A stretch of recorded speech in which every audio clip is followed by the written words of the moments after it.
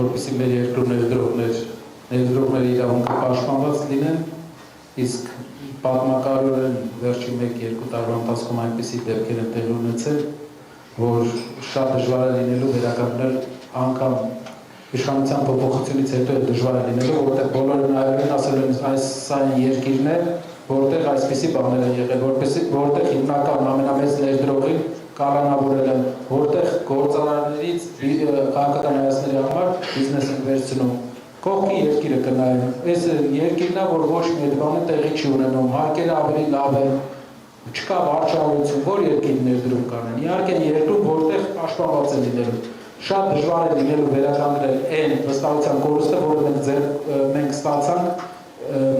երկրի այսօրվա վարչապետի քայլերի հաջորդականության արդյունքում։ Այո,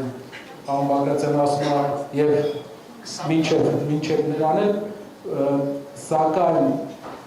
շատ կարևոր է նաեւ ձևավորել ներքին պոտենցիալ, ուղղակի ներդրումները դա հիմնականում դրա հետ աշխատանքը կլինի դեբյուրոկրատիզացիայի արդյունքում երկրի հեշտացման, պրոցեսների հեշտացման արդյունքում եւ նաեւ մեր թիմի ղեկավարի աշխատանքի արդյունքում իր աշխատանքային համբավի արդյունքում մենք տեսնում ենք, որ օտարերկրաուղղակի ներդրումները շատ կլին են։ Դա ցավոտ է, քանի որ ինստիտուցիոնալ ներդրող Հայաստանում չի գա, եթե չլինի վստահ երաշխավոր, բայց մենք ունենք այն, ինչ ունենք եւ պետք է այս պարագայում ուղղակի մեր երկիրը զարգացնենք այդ ուղղությամբ, մինչեւ 10-ամյակներ անցնի եւ տեսնենք, որ երկրում բիզնես չեն խլում։ Դրանից հետո